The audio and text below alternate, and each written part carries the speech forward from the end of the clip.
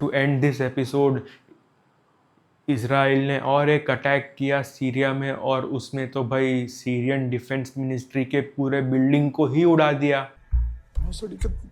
As per Israel, ये attack ड्रूज community को बचाने के लिए किया गया है।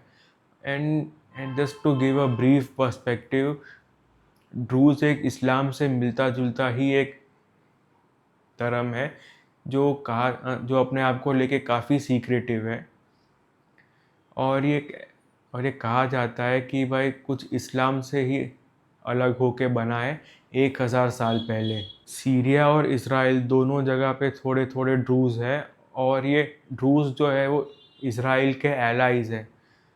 तो अब सीरिया में ड्रूज पे हो रहे कांस्टेंट अटैक्स को ना रोक पाने की वजह से इसराइल ने ये अटैक किया है सीरिया पे। और भाई ड्रूज को बचाते बचाते क्या पता थोड़ा इधर उधर करके एक बफर जोन भी बना ले।